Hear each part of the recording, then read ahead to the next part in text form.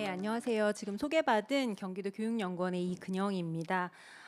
제가 이번에 진행한 연구는 경기도 교육청 생활교육과에서 의뢰받은 연구입니다.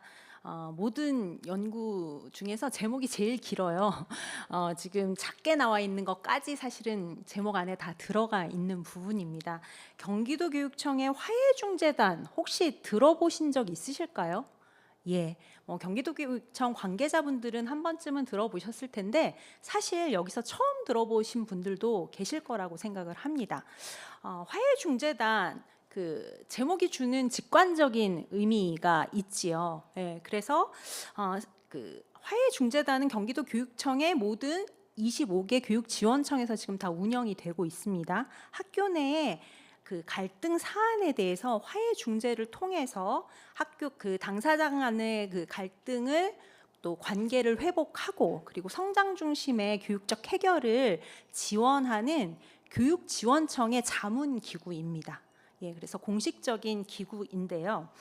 이 연구는 저를 포함해서 3명의 공동 연구진이 함께 진행을 했습니다. 요즘에 학교의 현안들을 이야기할 때 빠지지 않는 것이 학교 내에 굉장히 다양한 갈등이 존재한다는 겁니다. 가장 대표적으로 알고 계시는 갈등이 뭘까요? 학교 폭력이겠죠. 예, 학교 폭력이 갈등이냐 뭐 이렇게 질문하시는 분들도 계시지만 대표적인 갈등 사안 학교 폭력인데 여기에 학생 인권 침해 그리고 교육 활동 침해 점점 학교 내 구성원들 간에 겪는 갈등 양상이 다양화되고 있습니다. 이런 부분들은 학교폭력 예방법은 워낙 오래전부터 도입이 돼서 알고 계실 텐데요. 관련된 갈등 사안마다 교원 지휘법 약칭인데 많은 법들이 벌써 또 제정이 됐습니다. 그 이야기는 학교에 뭐가 들어오냐면 사법적 해결로 이런 갈등을 해결하고자 하는 그런 의지들이 더 기본적인 대응책으로 지금 자리를 잡았다는 것입니다. 안타깝게도 교육기관이어야 하는 학교가 결국은 법정화되는, 그래서 사법화되는 그런 결과를 또 가져옵니다. 그 부분은 결국은 구성원들 간의 신뢰를 깨뜨리고 굉장히 불신하게 되고 반목을 일으켜서 학교의 교육력을 약화시키는 중요한 요인으로 작용하고 있습니다. 누구나 다 알다시피 이런 부분들과 관련해서 우리는 결국은 패러다임 전환이 필요합니다. 어떤 식으로요? 회복과 성장의 갈등 해결이라는 너무나 당위적이지만 사실 또 매우 교육적인 방향이라고 할 수 있겠습니다. 이런 목적으로 화해중재단이 2023년에 경기도교육청에서 시범 사업으로 들어왔다가 7개 청에서 시작을 했습니다. 그런데 되게 빠르게 자리를 잡았어요. 그래서 시범 사업을 하던 2023년에 이미 25개 교육지원청에 다 자리를 잡아서 2023년부터 지금까지 지속되고 있습니다. 연구가 진행됐던 작년에는 3년차 사업을 진행하는 상황이었었죠. 그래서 이 화해중재단의 운영 3년차 현황과 성과를 점검하는 게 중요한 연구의 목적 중에 하나였고요. 그 부분과 관련해서 구체적으로 이 화해중재단을 경험하는 교육 주체들의 인식과 요구를 파악하는 것, 이러한 내용들을 바탕으로 내실화와 지속 가능한 발전을 위한 정책 제언을 하는 게 목표였습니다. 문헌 연구, 면담 조사, 설문 조사, 전문가 자문 다양한 방법을 사용을 했는데 여기서 중요한 것은 인식 조사를 하실 때 아직도 화해중재단을 경험하지 않은 분들도 꽤 많이 계셨어요. 그러면 왜 접근하지 않는가, 왜 신청하지 않는가 이 부분을 들여다보는 것도 굉장히 중요했기 때문에 설문조사 대상으로도 그런 분들까지도 참여할 수 있도록 설계를 했습니다. 화해중재의 교육적 의미를 한 번만 더 정리를 하자면 학교 내 갈등 사안이나 공동체 간의 분쟁에 대해서 회복적 정의의 관점에서 대화를 통해 갈등을 해결하려는 수단입니다. 이거 오래 걸릴까요? 간명하게 짧게 끝날까요? 그렇지 않죠. 대화를 통해서 갈등을 해결하려는 수단이기 때문에 사실은 그 절차와 과정이 매우 중요하고 매우 민감한 사안에 대해서 전문적인 접근이 필요합니다. 교육적 해결은 단순히 당위적인 접근이 아니라 피해자의 진정한 피해 회복, 실질적 회복, 그리고 가해자의 반성, 진정한 반성과 책임 있는 반성, 그리고 이를 기반으로 한 공동체의 재통합까지를 기대하는 겁니다. 그래서 감히 갈등을 배움과 성장의 기회로 전환하고자 하는 그런 야심찬 목표로 진행을 하고 있는 사업입니다.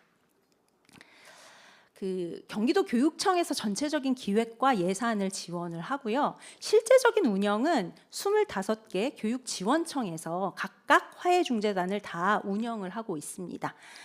그리고 학교에서는 갈등 당사자들이 신청을 통해서 그 화해중재단의 도움을 받도록 그렇게 운영 체계를 갖고 있고요. 2025년 기준으로 1,016명의 화해중재위원이 위촉되어 있습니다. 갈등 조정 전문가들이 꽤 많아요. 그분들이 한 45% 정도, 그리고 현직 교원 또 퇴직 교원분들이 한 40%, 그리고 나머지 경찰, 법조인, 상담사분들이 화해중재위원으로 활동을 하고 계시고요. 화해중재와 관련된 기본적인 프로토콜 운영 절차가 표준화되어 있습니다. 경기형 화해중재 매뉴얼이 이미 마련이 되어 있고요. 이 기본적으로 요 3단계를 거치게 되어 있습니다. 예비중재, 본중재, 그리고 사후관리. 예. 근데 아까 제가 말씀드렸듯이 대화를 통해서 해결해야 하는, 그래서 그 부분들이 굉장히 중요한 전략이고 모든 중재 과정에서 필요로 하기 때문에 기본적으로 진행자는 화해중재위원이 됩니다. 당사자 간의 면담이 굉장히 중요한 방법론이 되고 있습니다. 화해중재와 관련해서는 갈등을 교육적으로 해결하려는 아주 확고한 철학이 중심이 되어야 하고요. 아까 말씀드렸던 단계별로 시나리오들이 다 있습니다. 그래서 그 단계별로 필요한 질문들을 통해서 대화를 유도를 하고요.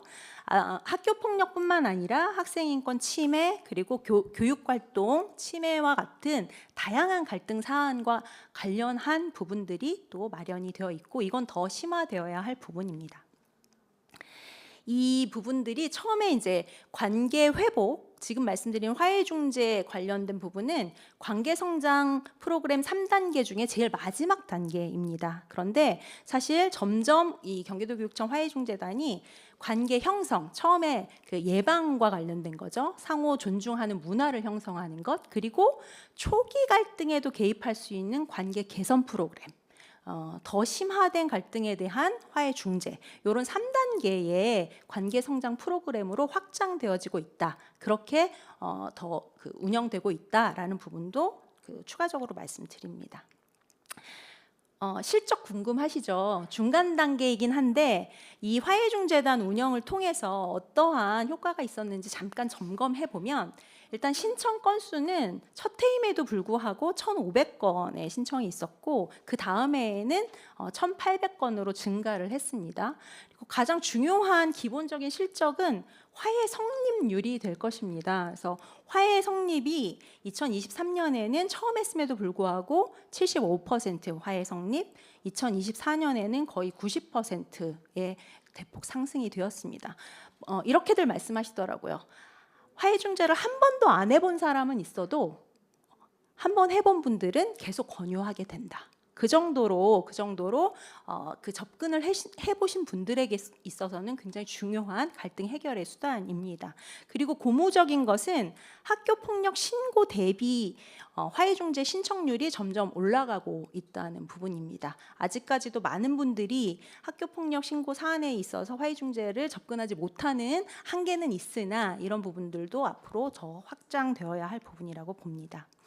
참가자들의 만족도를 확인해 봤을 때 우리가 보통 만족, 매우 만족 이런 부분들을 긍정적인 만족도라고 할 때 전반적인 만족도는 매우 높게 나타났습니다. 83.5%의 만족이었고요. 세부 사항으로 보면 중재위원회 개입에 대한 부분들에 대한 만족도가 높았습니다. 그리고 다른 분들한테 추천할 의향도 높다라고 말씀을 주셨고요.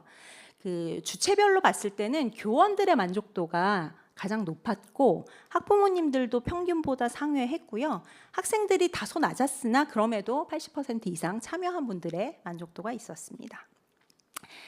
효과성에 대한 인식도 매우 중요합니다. 효과성은 크게 두 가지로 보는데 실제적으로 지금 맞닥뜨린 갈등 해결에 도움이 되었는가에 대한 부분도 80% 이상, 그리고 또 중요한 건 재발 방지에 효과가 있는가, 이게 사법적 해결과의 가장 큰 차이입니다. 사법적 해결은 판결을 받으면 그것으로 끝이지만 이런 화해 중재를 통해서는 그 이후에 학교에서 계속 관계를 맺어가야 하기 때문에 그런 부분에 있어서 얼마나 도움이 되었는가에 있어서도 긍정적인 응답을 받았습니다.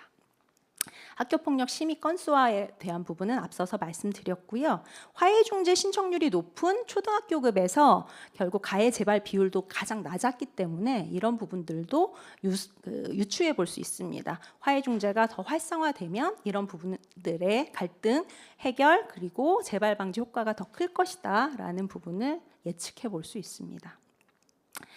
그럼에도 여전히 홍보가 잘 이루어지고 있는지, 신청이나 접근이 용이한지, 그 물리적 환경이 또 충분한지에 대해서는 공급자의 입장과 이용자 입장이 차이가 남을 볼 수가 있습니다. 그래서 수요자 중심의 홍보와 절차의 간소화가 필요하다라는 시사점을 얻을 수 있고요.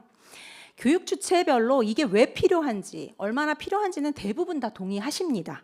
그런데 그런 교육적 취지에는 공감하지만 진짜 이것 통해서 가해자가 변할까? 그리고 이게 정말 실효성이 있을까에 대한 의구심은 여전히 있다는 부분입니다. 이런 부분들에 대해서 정말 성공적인 사례들을 제대로 공유하고 안내하고 홍보하는 부분들이 무엇보다 중요한 과제가 될 것입니다. 지금 말씀드렸던 것처럼 대화를 통해 해결해야 되기 때문에 시간과 안정적인 물리적 그 환경 확보가 필요한데 그런 부분에 있어서 여전히 좀 어려움이 있습니다. 근데 가장 중요한 이 정책의 어떤 운영의 저해 요인은 신뢰 부족입니다. 예. 교육적 취지 당위성만으로 학부모를 설득하기 어렵다. 화해중재단이라는 이름만 들어도 피해자 그 학생과 그 부모들은 왜 화해를 강요하냐 이렇게, 그리고 은폐 축소하려는 거 아니냐 이런 의심들을 갖기 때문에 그런 부분들과 관련된 접근이 필요합니다.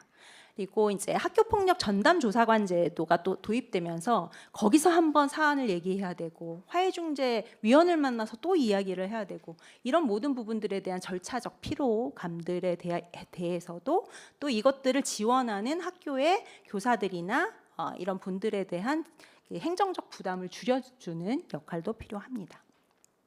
제일 중요한 건 화해중재단을 좀 아셔야 되는데 오해하지 않고 편견 없이 화해중재단을 이용할 수 있도록 제대로 홍보하는 노력이 필요합니다. 교원은 66% 정도가 인지하지만 아직도 학부모들은 10%대 인지도밖에 갖고 있지 않습니다.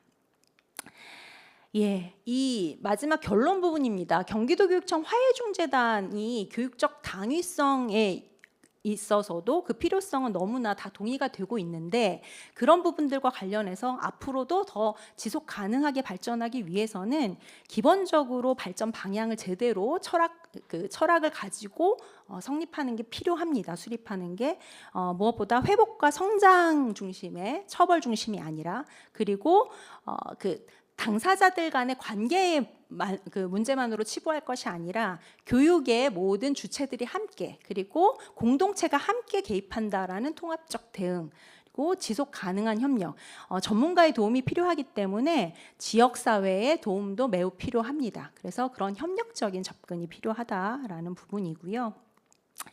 명칭 변경에 대해서는 좀 검토가 필요할 것 같습니다. 화해중재단이란 이름이 주는 오해. 그래서 각 교육지원청에서는 별칭으로 막 부르세요. 뭐 소중해, 소통과 중재로 문제를 해결함. 그리고 뭐 다시 봄. 그래서 이제 겨울에 눈이 녹듯이 봄이 오듯이 다시 이 관계들을 돌아보면서 관계를 다시 본다. 뭐 이런 별칭들을 다 교육지원청별로 지어서 하고 계십니다. 사후관리 강화와 모든 정보들을 좀 잘 개발 관리할 수 있는 그 전산 프로그램 플랫폼 구축이 필요하고요. 이게 또 사람이 하는 일이기 때문에 교육 공동체가 화해 중재에 대한 의미를 이해하고 그것들을 제대로 해낼 수 있는 역량 강화의 노력이 필요합니다. 중재위원들의 전문성은 뭐 말할 것도 없죠. 편차가 크기 때문에 이런 부분들을 상향 평준화하는 노력이 필요하겠습니다. 그리고 법적으로 지금 조례에 명시되어 있는 부분들이 없기 때문에 그런 부분들을 조금 더 명확하게 규정하는 노력이 필요하겠습니다. 네, 결론은 이겁니다. 사실 갈등은 어느 조직이나 어느 사회에서나 구성원들에게나 있을 수 있는 겁니다. 그런데 교육기관인 학교에서는 이 갈등조차 배움과 성장의 계기로 만들어야 되고요. 화해중재단은 그것들을 가장 잘 활용할 수 있는 도구가 될 것입니다. 그래서 앞으로 그런 부분들을 통해서 이제 학교가 사법의 다툼의 장이 아니라 성장과 치유의 공간이 될 수 있도록 제도적 노력을 계속해 나가야 할 것입니다. 네, 이상으로 발표를 마치겠습니다. 감사합니다.